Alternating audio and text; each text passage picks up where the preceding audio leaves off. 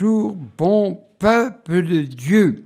Des petites histoires merveilleuses dont peut-être vous aurez l'occasion d'entendre. L'histoire n'a généralement Sainte Emma, Allemagne. L'histoire n'a généralement que du bien à dire de parents de son héros. Tel n'est pas le cas pour Adèle, mère de Sainte Emma, qui était une femme insupportable. Elle descendit du fameux Witikind, roi des Saxons, qui résista 10 ans à Charlemagne. Celui-ci dut faire 32 campagnes pour vaincre ce terrible ennemi. Quand il eut pris et fait baptiser, la joie fut partout si grande que le pape Adrien Ier ordonna 3 jours de procession dans toute la chrétienté. Moins heureux que Charlemagne, le mari d'Adèle ne vint jamais au bout de sa mégère d'épouse. Par bonheur, il trouva dans sa fille Emma, qui avait toutes les vertus, un allègement à ses déboires conjugaux. Le comte Ludger, qui lui fit épouser, était aussi les plus estimables. Dans cette union, 2 fils naquirent, dont l'un, Imad, succéda à son oncle maternel, Saint Mervig, comme évêque de Paderborn, dans la province de Westphalie. Devenue précocement veuve, Emma consacra les 40 dernières années de sa vie à secourir les malheureux, à construire des monastères et des églises. Ce fut surtout le diocèse de Brême qui bénéficia de ses largesses. Les 2 plus célèbres abbayes qu'elle fonda sont celle de Chur en Autriche et celle de Ludger, Werden-Westphalie, à laquelle elle donna le nom de son oubliable époux.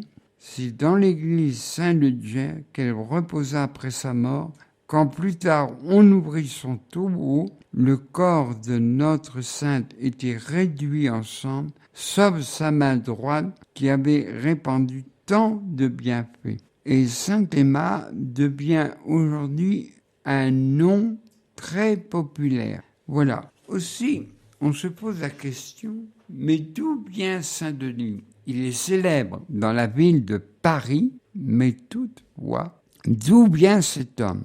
Oh, en effet, Saint Paul, quand il a été à Athènes, la capitale de la Grèce, il y avait un aréopage de philosophes, comme aujourd'hui on dirait notre Académie française.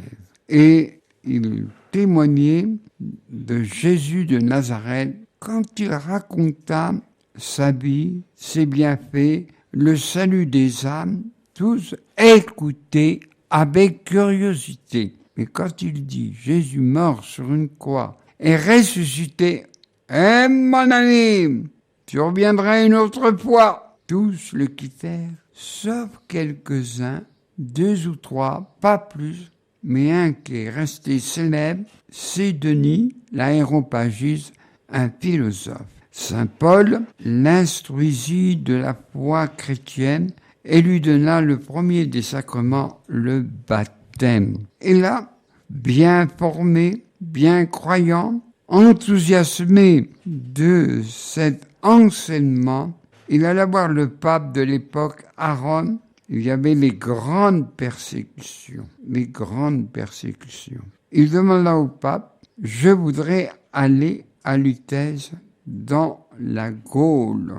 Eh bien, soit mon fils, il le consacra évêque, et bien sûr, arrivé à Lutèce. Alors, je rappelle que avant qu'on appelle Paris comme on connaît tous, surtout, c'était Lutèce. Et c'est par Clovis qu'on a changé de nom, c'est Paris. Ils ont une horrible réputation, ne fait pas peur à Denis, qui se montre disposé à surmonter toutes les difficultés, à abattre toutes les montagnes pour faire triompher le Christ roi. Avec 2 compagnons, le prêtre Rusticus et le diacre Eleutherius. Denis fait son entrée dans Lutèce vers 250, 3e siècle. Les 3 hommes pénétrèrent dans la ville et marchent jusqu'au Forum. Le Forum, à l'époque romaine, c'était un lieu où on discutaillait. Maintenant, on discutaille, nous, en France, dans les cafés du coin. Ils sont éparés par ce qu'ils voient. Un peuple livré au plaisir et aux faux dieux. Tout ici rébulse les austères chrétiens, les boutiques ouvertes à la vanité des femmes et les sacrifices offerts aux statues de pierre. Eux, l'évêque et ses deux compagnons qui rêvent d'un Dieu de bonté et de justice dont le doux regard se penche avec sollicitude sur le désespoir de l'âme humaine, ne comprennent pas comment on peut s'abandonner à ces vulgaires superstitions. Alors ils s'éloignent de la ville et vont se perdre dans les vignes qui s'étendent au loin pour pratiquer et enseigner un culte que nul ne connaît encore. La dévotion de Denis attire à lui des petites foules qui se laissent convertir avec bonne volonté.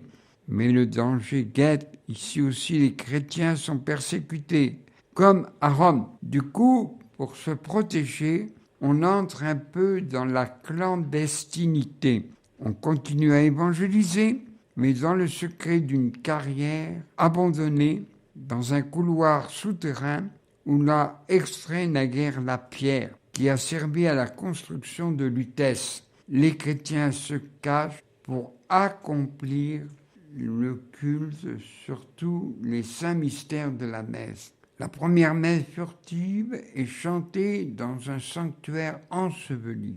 La tradition lui a donné le nom de Notre-Dame des Champs. On aurait pu l'appeler Notre-Dame des Profondeurs. Dans cet espace improbable, s'affermit la foi des premiers croyants. Dans l'obscurité de cette cave devenue cathédrale, se bâtit l'avenir du christianisme. Autour de Denis et de ses deux compagnons sont regroupés, tremblants, des familles gauloises et romaines résolues au baptême malgré les dangers, enveloppées d'une obscurité trouée seulement par les flammes vacillantes de petites lampes à l'huile.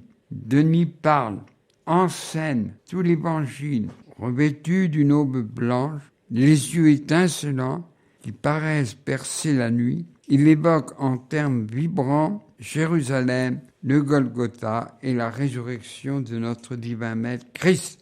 Et la grande croix de bois sont devinées dans les ténèbres par le récit d'une véritable drame. Et Saint-Denis aussi a été persécuté.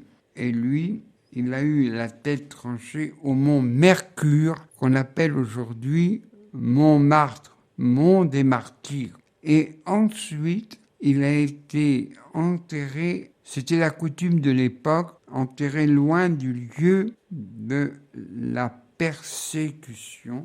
Et plus tard après, Sainte Geneviève avait une grande dévotion en ce premier évêque de Paris. Elle a fait faire construire une église et Charles le Chauve a fait commencer à construire une église de pierre et c'est devenu la cathédrale Saint-Denis au nord de Paris. Aussi, on a institué la nécropologie, la nécropole des rois de France.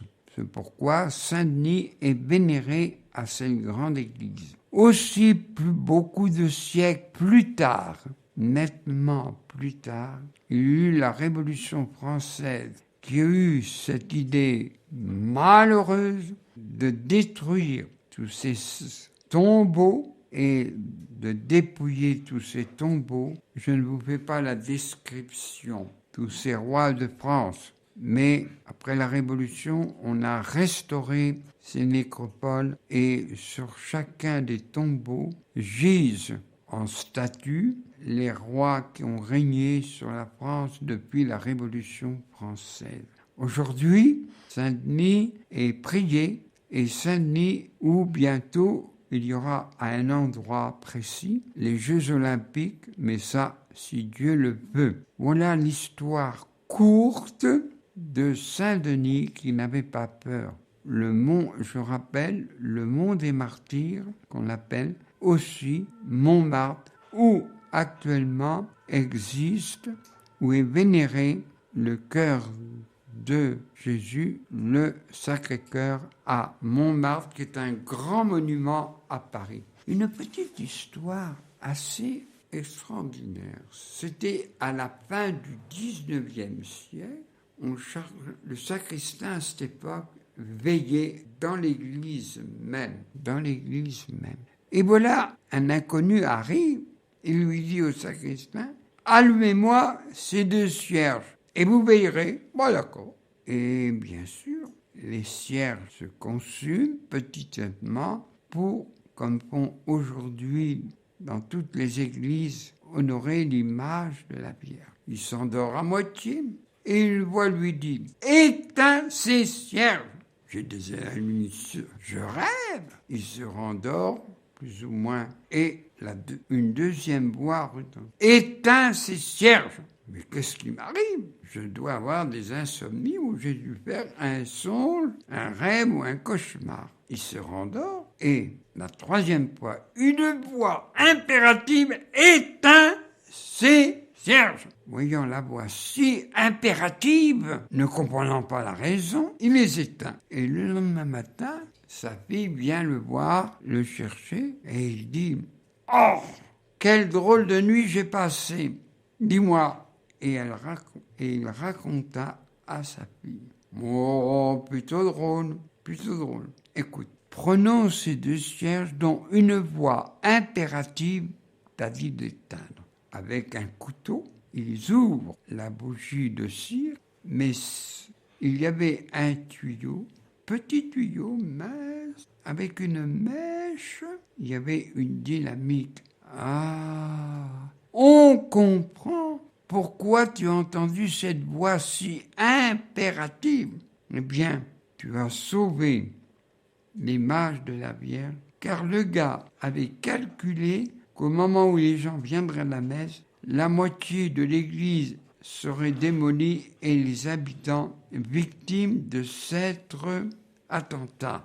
Eh bien, on peut remercier le ciel. Et avec sa fille, il alla prier avec grande ferveur et remercia le ciel de l'avoir sauvé lui et d'avoir sauvé plus des 3/4 des gens qui rendaient à la messe. C'est les petites histoires savoureuses.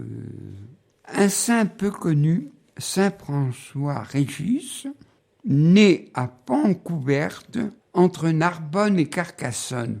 Jean-François Régis, études à Béziers, noviciat à Toulouse, et aussi il était attiré par la prière. Cependant, des faits remarquables. Il avait demandé au pape de l'époque d'aller au Canada. Il avait ce désir de martyr. Beaucoup aujourd'hui diraient il a un vélo dans la tête, celui-là. Et il put insulter parce qu'il portait une paillasse, un matelas, si vous voulez, à un malade.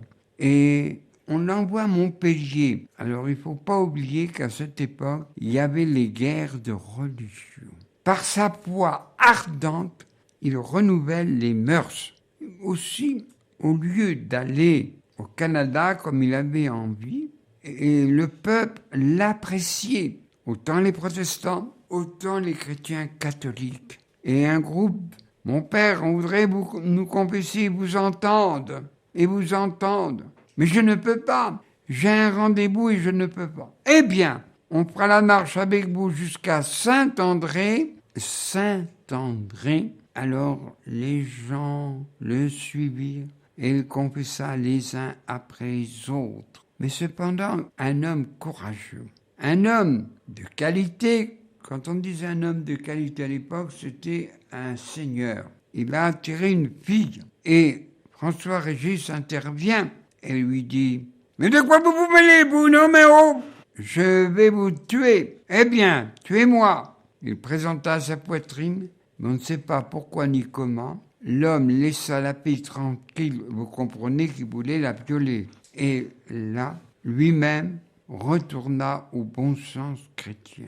À cette époque, je ne souhaite pas qu'on revienne, une grande disette à cause des famines, à cause des guerres entre eux dans ce pays du Vivarais.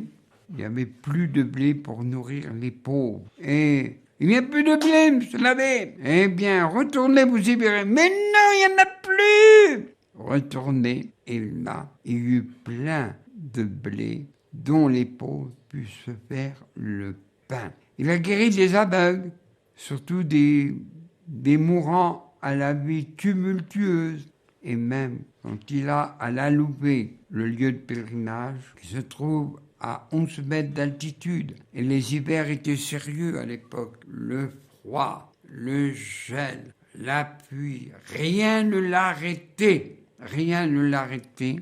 Et tout fatigué, tout malade, eh bien, il confessa les gens et même il mourut à la tâche. Bien sûr, un grand saint, Saint François Régis, attira un jeune garçon, Jean-Marie Vianney, connu sous le nom du Saint Curé d'Ars. Il alla faire pèlerinage à La Loubet pour demander à François Régis de l'aider pour ses études en latin. Un grand saint de ce siècle XVIIe.